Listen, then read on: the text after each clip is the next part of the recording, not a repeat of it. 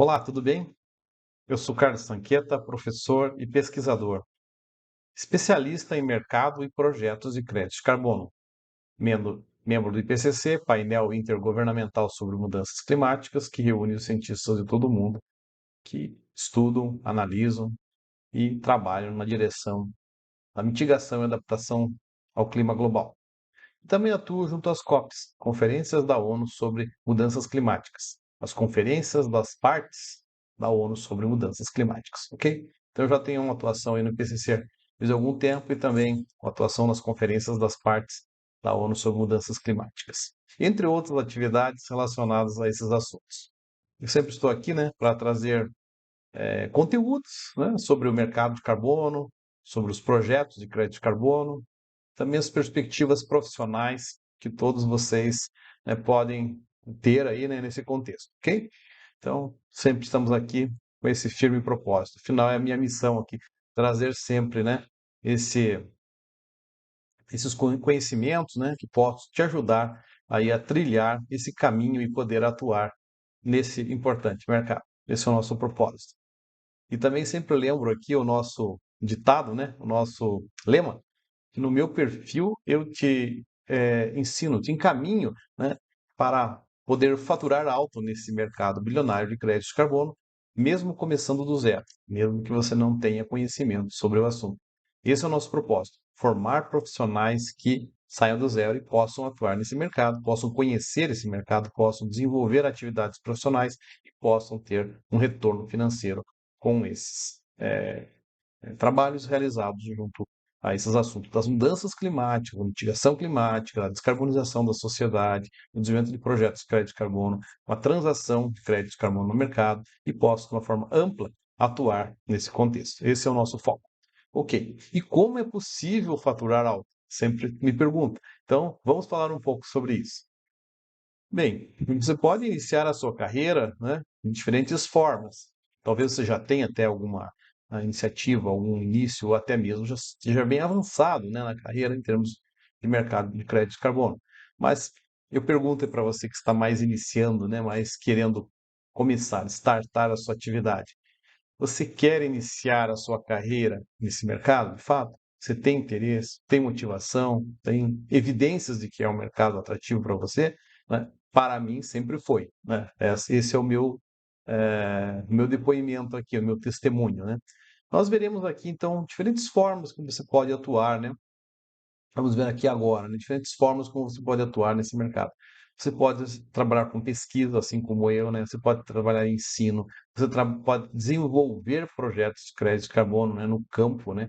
Na realidade, em energias renováveis, em indústrias, em tratamento de resíduos, em florestas, em agricultura, né? Você pode trabalhar com compra e venda de crédito de carbono, você pode atuar como auditor, né? Nas empresas que desenvolvem atividades de validação, verificação, né. Você pode atuar em desenvolvimento de tecnologias, realizar inventários de emissões de gases de efeito estufa, fazer parte de alguns programas, né, do governo federal, dos governos estaduais, das cidades, né, e também no âmbito empresarial, das organizações não governamentais. Afinal, esse assunto veio para ficar e permeia toda a sociedade.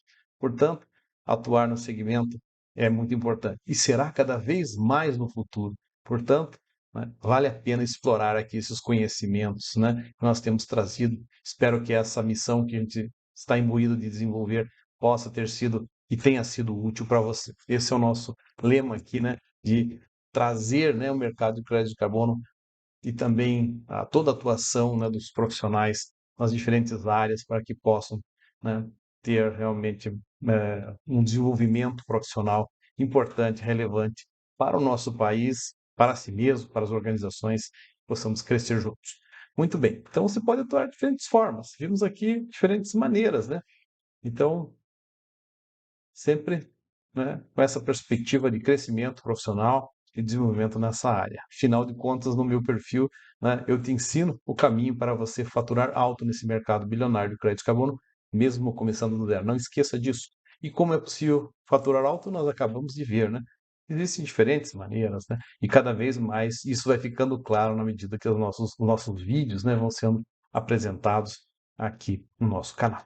Muito bem. Então, vamos falar aqui hoje de um assunto bastante interessante.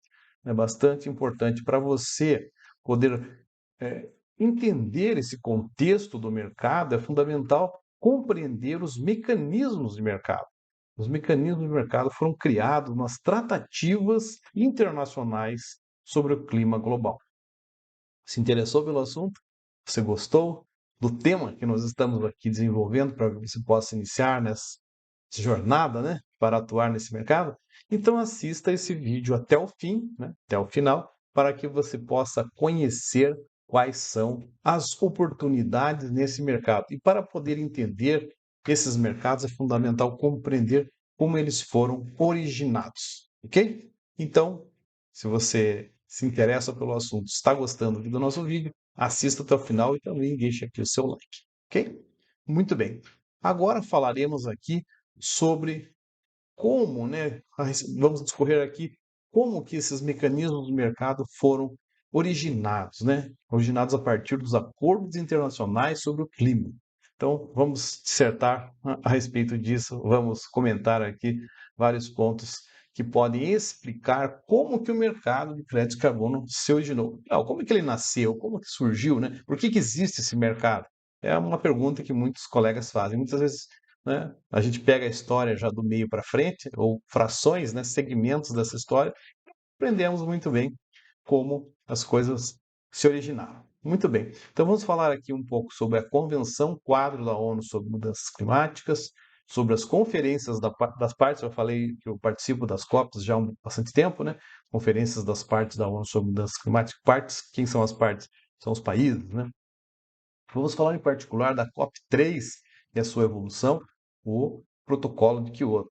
Vamos falar ainda dos mecanismos de mercado que foram criados a partir do Protocolo de Kyoto, particularmente o MDL, Mecanismo de Desenvolvimento Limpo, e como o Brasil se desenvolveu ao longo dos anos que vigorou o Protocolo de Kyoto. Mais recentemente tivemos o Acordo de Paris, então vamos tratar também do Acordo de Paris aqui e dos mecanismos de mercado, as ERs, redução de emissões, e as ITMOs, né, que são transações internacionais de redução de emissões, entre os países, né, previstos no Acordo de Paris. Vamos tratar ainda do mercado regulado versus o mercado voluntário. Então nós temos dois tipos básicos de mercado. O mercado regulado foi, né, criado por esses acordos e tratativas internacionais sobre o clima global. Temos no mercado voluntário, que não está diretamente conectado a isso. Tem, obviamente, uma interface, mas não está conectado, né, formalmente a esses mercados regulados. Okay? E vamos ainda apontar aqui, né, para algumas questões sobre o mercado na atualidade, né, e também o mercado no futuro. Como ficará o mercado daqui para frente? Vamos refletir um pouco, vamos comentar um pouco sobre isso ao final da nossa fala nesse vídeo. Perfeito? Então, vamos lá. Vamos aqui eh, tratar agora ponto a ponto daquilo que nós nos propusemos. Primeiro, a Convenção Quadro. Se chama UNFCCC em inglês, United Nations Framework Convention on Climate Change. Uma sopa de letras, né? Quase a gente perde o fôlego de falar isso, né? United Nations Framework Convention on Climate Change. Em português, Convenção Quadro das Nações Unidas sobre Mudanças Climáticas. Ok? O que vem a ser a Convenção Quadro? É um acordo internacional para a redução de emissão de gases de efeito estufa e para poder conter, né, a concentração desses gases na atmosfera. Já foi detectado em momentos ao longo do processo histórico que os gases de efeito estufa de origem antropogênica, ou seja, de origem humana, né, podem elevar a concentração natural da atmosfera que já contém esses gases. Os principais gases de efeito estufa são o CO2, o CH4 e o N2O, respectivamente, dióxido de carbono, óxido nitroso, metano e óxido nitroso. Okay? Mas temos outros gases de efeito estufa, como PFCs, perfluorocarbonos, HFCs, hidrofluorocarbonos, né, SF6, hexafluoride de enxofre, NF3, entre outros gases, mas esses são os principais. Okay? O CO2 é o mais importante do ponto de vista da sua quantidade. Pois bem, então a Convenção Quadro foi lançada depois da Rio 92, né, já no bojo aí da Rio 92, né, alguns anos atrás, há 30 anos atrás, né, um pouco mais, e previu, né, na redução dos gases de efeito estufa para conter, né, a elevação da temperatura e outras mudanças climáticas no planeta. Ok? Principalmente esse foi o objetivo. Porém, a Convenção Quadro das Nações Unidas sobre Mudanças Climáticas ainda estava no começo, começando em 1994, o Brasil logo assinou e ratificou, né? Vários países fizeram o mesmo, né? A maior parte dos países do mundo. Muito bem, então tivemos êxito na assinatura da Convenção Quadro, na ratificação, né? E na sequência, para evoluir nesse processo, vieram as COPs, Conferências das Partes da ONU sobre Mudanças Climáticas. São eventos que ocorrem todo ano, né? Desde 1994. Não ocorreu aí em 1995, 96, né? Assim por diante, de 97. Em particularmente 97, nós vamos sacar logo na sequência aqui o protocolo de Kyoto, na cidade de Kyoto, no Japão, né? Inclusive, eu morei um bom tempo no Japão, né? Então, tive boas experiências em Kyoto, conheci Kyoto, é uma cidade realmente muito interessante e que é a cara do Japão, por assim dizer, né? Do ponto de vista cultural. Depois tivemos várias outras COPs, né? E as últimas COPs aí foram na Escócia, né? E também em Sharm el-Sheikh, no Egito, né? Então, na Glasgow, na Escócia, e Sharm el-Sheikh, no Egito. Foram as duas últimas, agora, nos últimos tempos, né? Nos últimos anos. Sempre realizado no final do ano, mas às vezes há uma mudança, né? Da época, novembro, dezembro, a maior parte das COPs ocorre nesses períodos. E vai se caminhando, evoluindo, né? Mudando regras, estabelecendo novos propósitos, sempre no sentido de consolidar, né, uma visão coletiva da questão das mudanças climáticas em nível mundial. Então, nós temos as conferências das partes. Outro que eu gostaria de destacar foi a COP21, né, da França, em Paris, que trouxe um novo acordo internacional sobre o clima. Então, nós temos aí agora o Acordo de Paris.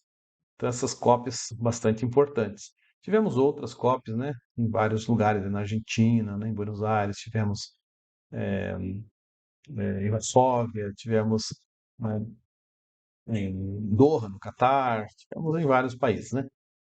No Brasil ainda não tivemos nenhuma conferência sobre mudanças climáticas, né, ainda. Tivemos COP sobre biodiversidade, né? Inclusive Curitiba, né, sediou uma das COPs. Mas temos a previsão aí que as próximas COPs, que serão agora respectivamente em Dubai, né, e depois na Austrália, teremos a próxima, né, a COP 30 aqui no Brasil, provavelmente em Belém, no estado do Pará, ok? Então, essas são as perspectivas aí das próximas COPs. O histórico e as perspectivas das COPs. As conferências das partes são bastante importantes porque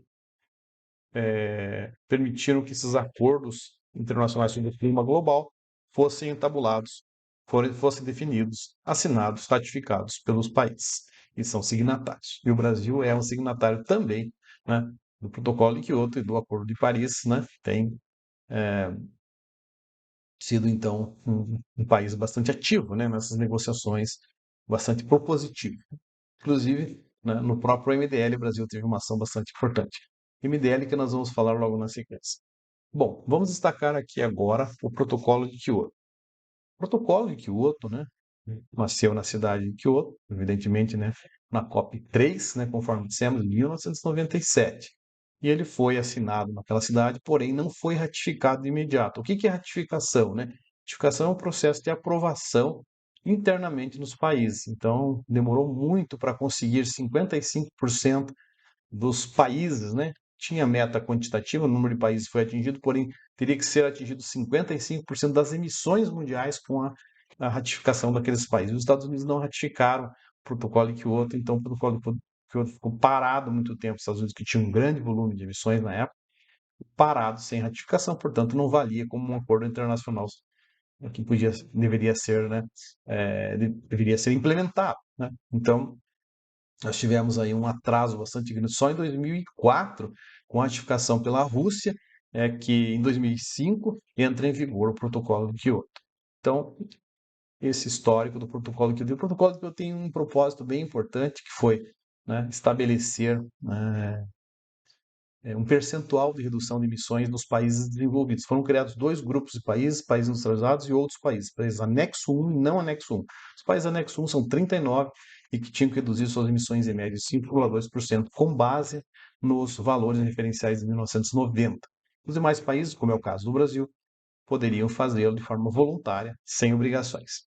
Então, isso vigorou, né? O protocolo de Kyoto vigorou no primeiro período de compromisso, entre 2008 e 2012, e depois entre 2013 e 2020. Em 2020, no dia 31 de 12 de 2020, expira-se por completo o Protocolo de Kyoto, que depois passa a ser substituído na plenitude pelo Acordo de Paris. Ok? Entenderam isso? Ótimo, excelente. Então estamos aqui falando, repercutindo, analisando, né, os acordos internacionais sobre o clima e os mecanismos de mercado. Vamos avançar nessas questões. Lembrando aqui, né, que no meu perfil eu te ensino como faturar alto no mercado bilionário de crédito de carbono, mesmo começando do zero. Ok? Esse é o nosso firme propósito. Vamos adiante. Vamos falar agora sobre os mecanismos de mercado previstos no Protocolo de Kyoto. Então, o Protocolo de Kyoto previu reduzir os gases de efeito de estufa, a concentração, a emissão dos gases de efeito de estufa, né, em 5,2% nos países industrializados, e para isso foram estabelecidas medidas domésticas, medidas por legislação. É o principal objetivo, reduzir internamente as suas emissões. Mas foram previstos também mecanismos chamados mecanismos de flexibilidade. E esses mecanismos de flexibilidade são mecanismos de mercado, isto é, podemos incentivar projetos, reduções de emissões em outros países, né, em outros lugares, né, fora da Europa, fora dos países signatários, os 39, né, que Estados Unidos, embora os Estados Unidos não ratificaram o Protocolo de Kyoto, né, mas os países 39 que ratificaram, né, o Protocolo de Kyoto lá, entre tantos outros que ratificaram também, mas que não tinham metas, então aqueles 39, né, poderiam reduzir suas emissões de forma doméstica, principalmente, e utilizando-se dos mecanismos de mercado para que pudessem apoiar projetos, ações, atividades de redução de emissões fora do contexto das obrigações regulatórias. Então, foi criado aí um framework, né, de mecanismos de mercado, entre os quais comércio de emissões, que significa atividades que já estão em curso, mas uma empresa reduz, outra não reduz, aquela que reduziu mais do que a meta estabelecida, chamado cap and trade, né? Cap é o limite, trade é venda. Então, aquele que conseguiu reduzir mais do que o imposto pelo cap pode vender para aquele que não conseguiu. Então, é o cap and trade. Comércio de emissões. E o mais forte comércio de emissões está na Europa. Desde aquela época ainda existe, né?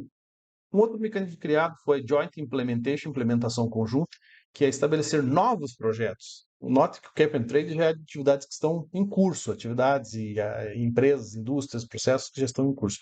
Comércio de emissões é assim. Agora, o Joint Implementation são desenvolver novos projetos, né? São baseados em projetos novos, a partir de 1º de janeiro de 2000, deixa eu pensar aqui, 2000 é 2000, do ano 2000, né? Então, tudo que é a partir de 2000, essas datas eu confundo um pouquinho, mas a partir dessa data, então, os projetos são considerados novos. Daí para trás, não vale mais, não tem mais a chamada adicionalidade, elegibilidade. A Joint Implementation é válido somente para os 39. O comércio de emissões também só é válido para os 39. Né? No protocolo que foi assim criado. E os demais países, o Brasil, né, a América Latina, a África, até mesmo a China, a Índia, que não estavam dentro dos maiores emissores até, né, 1990. Então, foi previsto que esses países, fora do anexo 1, poderiam contribuir no desenvolvimento de projetos de redução de emissões e poderiam ser apoiados financeiramente pelos países, os empreendedores dos países industrializados, dentro dos 39, né, do anexo 1.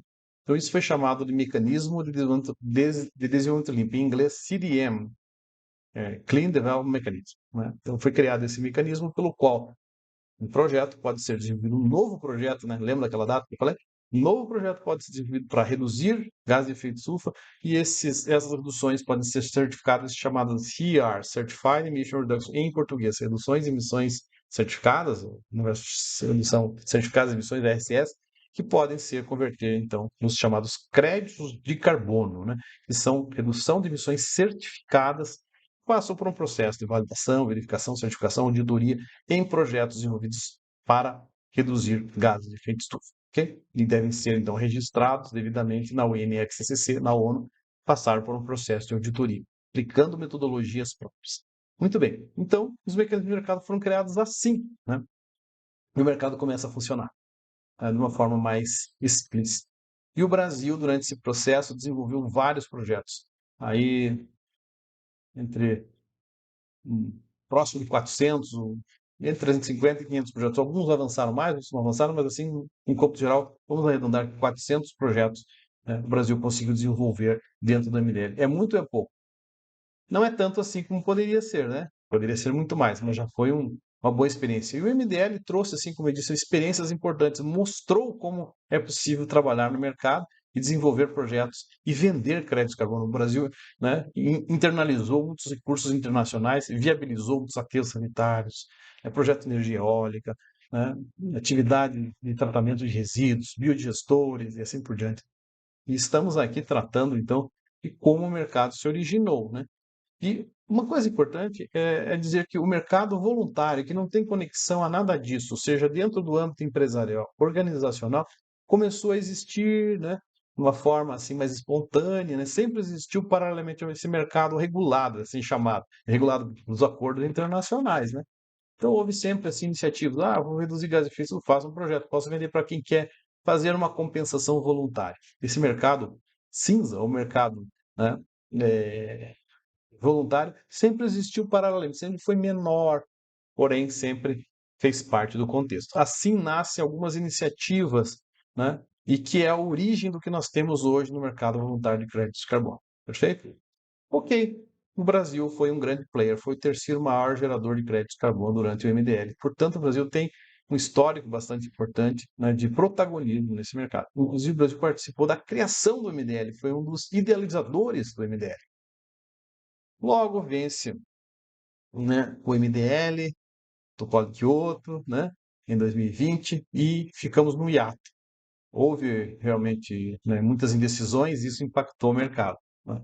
Porém, o Acordo de Paris, que veio em 2015, né, um novo fôlego, né, foi dado ao mercado e as perspectivas de atuação para o desenvolvimento de projetos de crédito de carbono. Então, o Acordo de Paris, assinado em 2015, que teve ratificação aí de 195 países, né, bastante importante, inclusive os Estados Unidos, né, então ganha uma nova força. E todos os países agora terão compromissos, não vou chamar de metas, compromissos de redução de emissões através da apresentação das chamadas NDCs, ou no início se chamava INDCs, Intended National Determined Contributions, contribuições nacionalmente determinadas, que são as ações voluntárias que cada país pode desenvolver para cumprir os objetivos do Acordo de Paris. E o Brasil apresentou propostas de reduzir suas emissões em 37% até 2025 e 43% até 2030. Algo bastante ambicioso, bastante difícil de ser atingido, mas que, né, é um propósito do país. E cada país apresentou a sua INDC, que se convertou depois em NDC, né,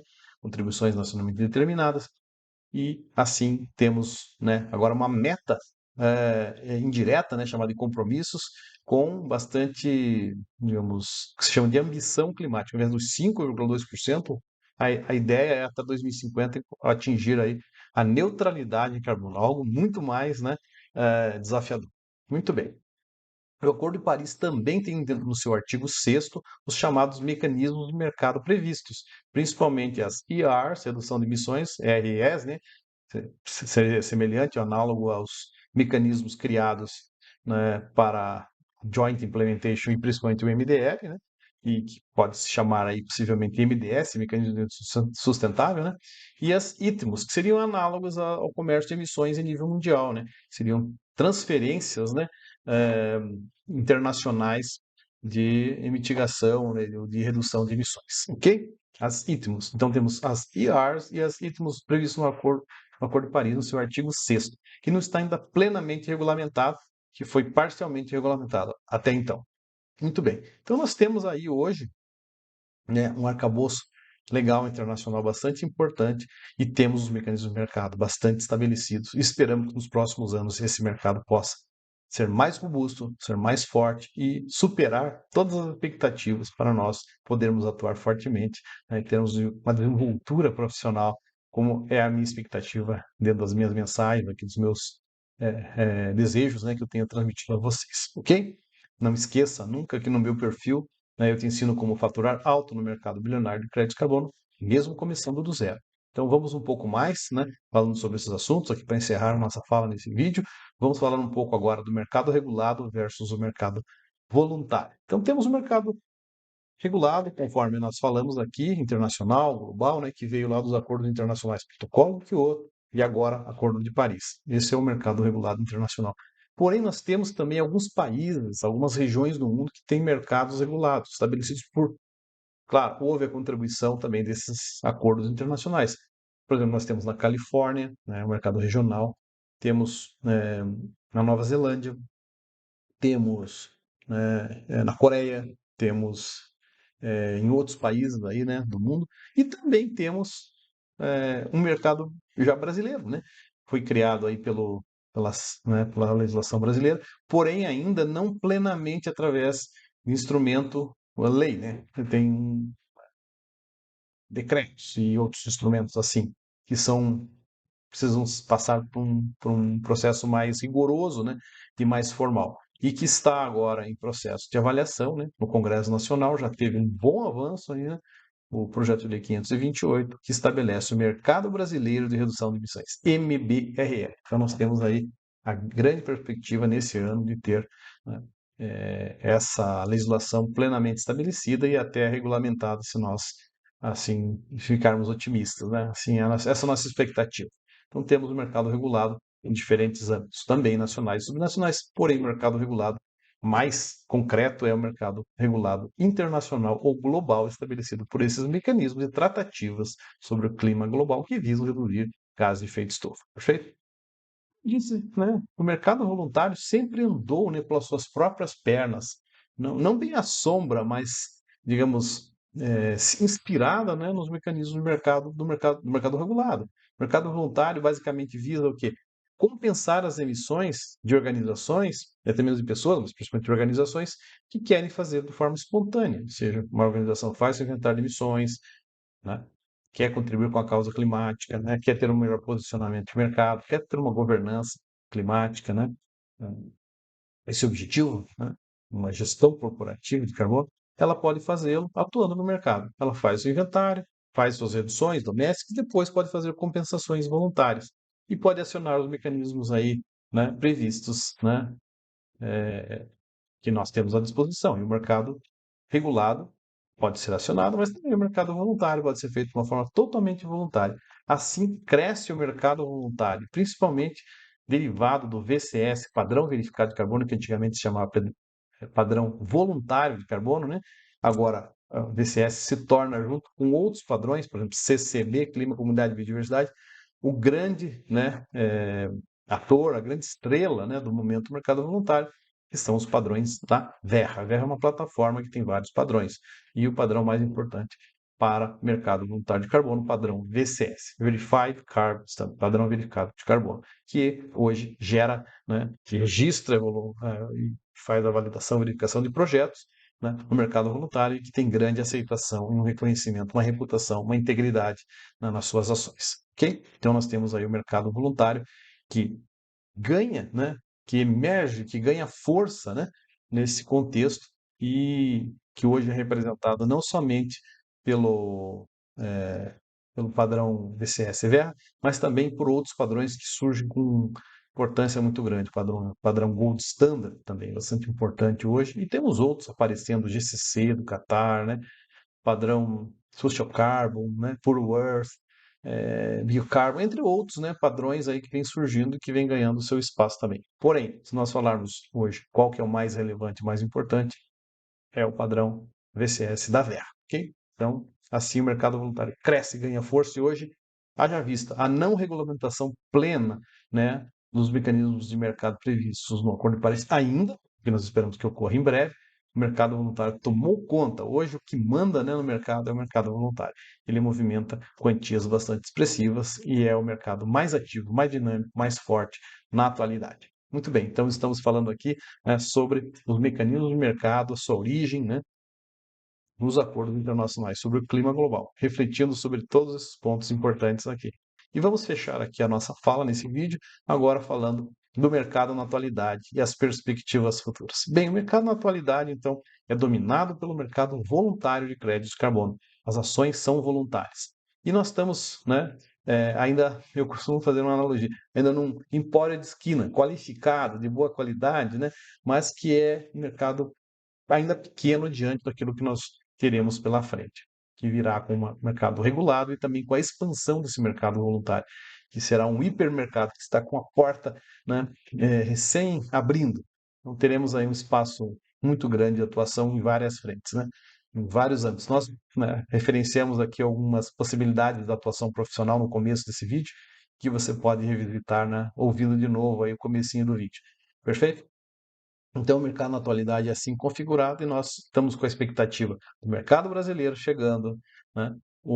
A regulamentação do Acordo de Paris chegando e a expansão do mercado voluntário de créditos de carbono também, como nós. Então, as perspectivas são as mais, né, positivas possíveis, né, nesse contexto e temos uma plena convicção que o futuro nos brindará aí com grandes oportunidades profissionais e financeiras. Portanto, se liga aí você, né? E procure, né, o seu espaço de atuação profissional. Perfeito? O que você achou do nosso vídeo? Espero que você tenha gostado. Espero que você tenha curtido, como se diz hoje em dia, né? Que você possa, então, deixar aí o seu like, né? E também possa compartilhar esse vídeo, porque outras pessoas, outros colegas, né? Enfim, profissionais no seu convívio possam, né, também conhecer, né, esse assunto, possam eventualmente atuar, né, nessa área e poder se desenvolver profissionalmente, que é isso que nós queremos, né? Que todos nós possamos crescer, né? Construir uma sociedade de baixo carbono, também possamos nos beneficiar profissionalmente, exercendo o nosso papel, né, nessa trajetória aí rumo a um melhor clima, né? Um melhor planeta, uma sociedade com uma melhor qualidade de vida. Ok? Então é isso. Me despeço aqui. Nos vemos no próximo vídeo.